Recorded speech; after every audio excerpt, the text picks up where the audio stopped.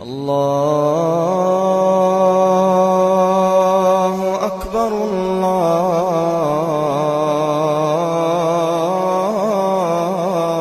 الله أكبر. Ala fil jasadi mudghah, ketahuilah di dalam jasadmu itu ada segumpal. Idza saluhat, kalau dia baik, saluhal jasadu kulluh, yang lain ikut menjadi baik. Wa idza fasadat, kalau dia rusak, fasadal jasadu kulluh, yang lain ikut menjadi rusak. Di mana dia? Ala wahyal qalb, dia adalah hati. Maka yang pertama kali menghitam itu apa kata Allah?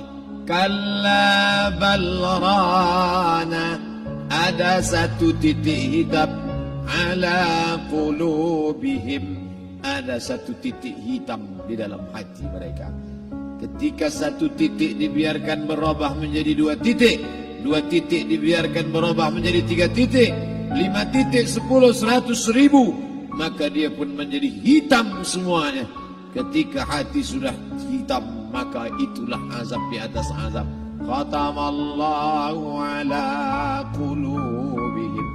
Setelah hati menghitam, terkunci, menular ke telinga. Wa ala sam'ihim.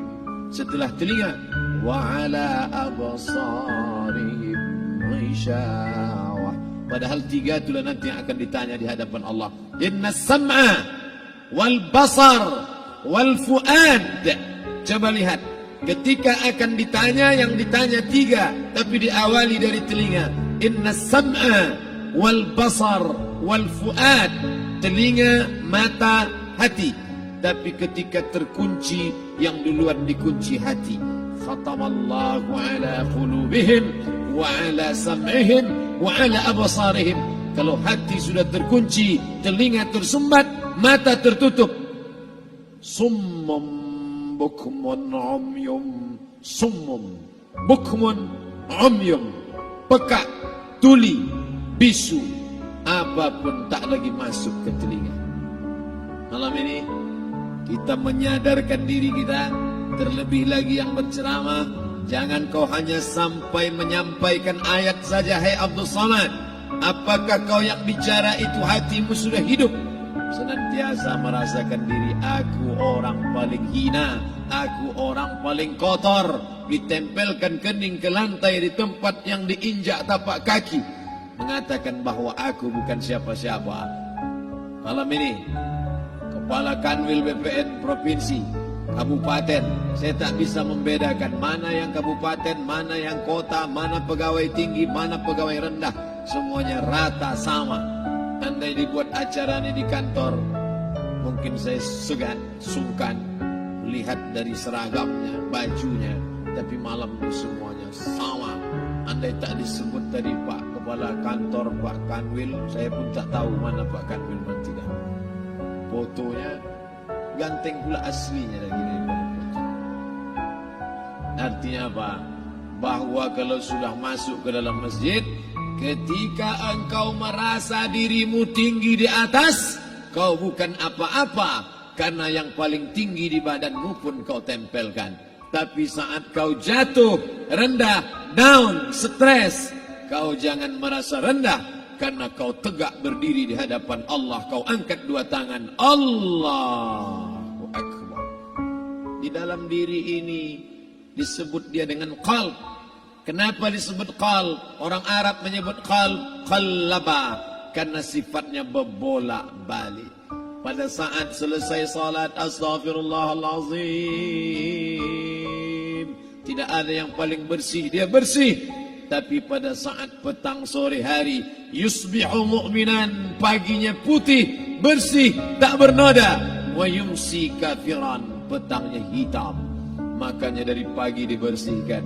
Salat subuh bersih, salat zuhur bersih, condong matahari salat asar bersih, tenggelam matahari salat maghrib bersih, sempurna gelap malam salat isya bersih, tengah malam bangun tahajud munajat, di tengah malam orang tertidur. Wa tusalli bil laili wan nasu niyam, engkau tegak di waktu malam di saat orang semua sedang tenggelam dalam lelap tidur panjang. tapi engkau menangis meratap mengenang dosa begitu banyak. Sab'atun yuzilluhumullah, di antara 7 yang mendapatkan naungan Allah. Yauma la dhilla illa dhilluh, hari itu tak ada naungan kecuali naungan Allah. Di antara yang mendapatkan naungan itu adalah rajulun zakarallah, orang yang berzikir, munajat, muhasabah diri di tengah malam, sunyi, sepi, fafadat ainahu, menetes air matanya. Berapa banyak sudah harta dititipkan Allah, berapa kupakai untuk zakat, wakaf, infak, sedekah, wasiat, hibah, ghanimah, harta rampasan perang di zaman Nabi. 7 harta yang akan menolong di hadapan Allah, 1 pun tak dipakai. Umur diberikan Allah 40, 60, 70. Berapa yang kupakai untuk menolong agama Allah? Berapa yang kupakai untuk mengingat Allah? Mata, tangan, telinga, kaki akan diminta tanggung jawab di hadapan Allah. Al-yawma nakhtimu ala afwahihim, mulut terkunci, wa tukallimuna aydihim, tangan akan bicara, wa tashhadu arjuluhum, kaki akan bersaksi di hadapan Allah. Siapa yang bisa menolong waktu itu? Kalau pernah tangan ini saat punya kekuasaan, 1 coretan tanda tangan bisa mempermudah urusan masjid. Sebutir kekuasaan yang dititipkan Allah bisa dipakai menolong agama Allah. Itulah yang akan menolong di hadapan Allah.